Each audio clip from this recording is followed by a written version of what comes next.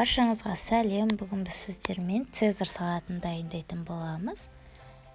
Біздерде ең бірінші осылай окорочкамызды өзіңіздің қалаған төс етін алсаңыз да болады, аяқ етін алсаңыз да болады. Осылайша тауығымызды маринадтап аламыз. Содан соң печкамызда пісіріп аламыз. Печкамызда пісіп болғаннан соң осылайша барлығын уақтау етіп немесе ірілеу етіп өзіңіздің қалауыңыз бойынша барлығын турап аламыз.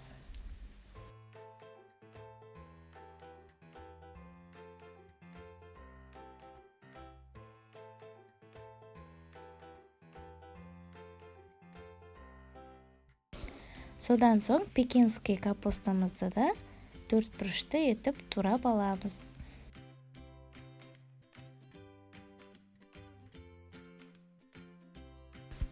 Мен осылайша артқы жақтарын алып тастаймын, ал сіздер қалай турайсыздар, барлығын турап тастайсыздар ма, или мен сияқты артқы жағын аппақ жерлерін алып қаласыздар ма?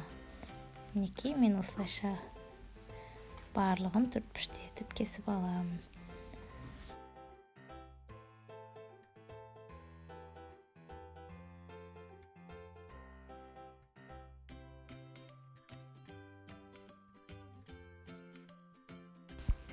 Капустамызды турап алғаннан кейін осындай цезарьға арналған соусымызды қосатын боламыз.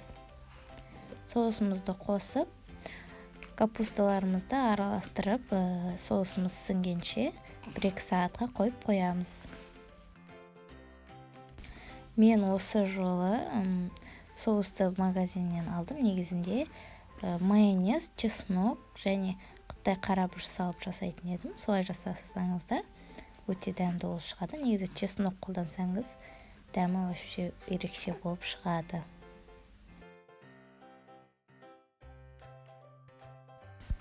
Содан соң кішкене ғана осындай қарабұрыш қосып жіберемін. Ол өзіңіздің қалауыңыз бойынша кішкене дәмін келтіру үшін мен қосамын. Мінекей біздің дайын капусталарымызды холодильникке салып 1-2 сағатқа қойып қоямыз.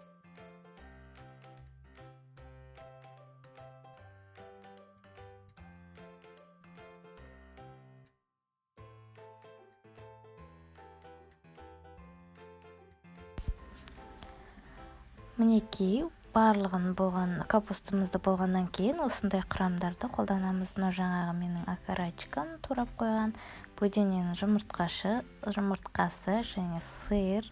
Содан соң осындай керешки, хрустим де болады қолдансаңыз. Және де помидор. Осылайша капустамызды барлығын ыдысымызға салып аламыз. Содан соң кезек-кезегімен видеодағыдай барлығын орналастырып шығамыз.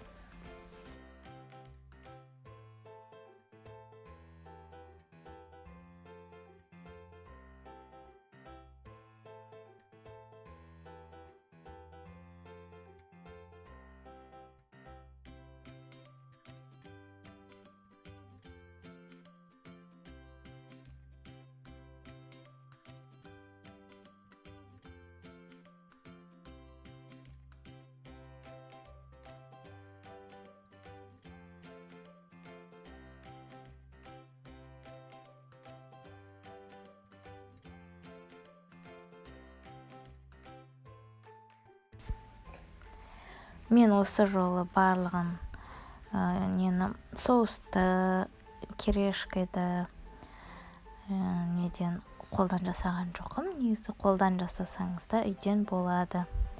Осылайша біздің цезарь салатымыз өте дәмді болып шығады.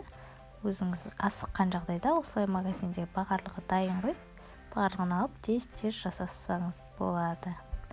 Өте дәмді болып шығады. Міндетті түрде жасап көріңіз. Егер де менің видеомды соңына дейін қараған болсаңыз, хотя бы лайк басып кетуіңізді сұраймын.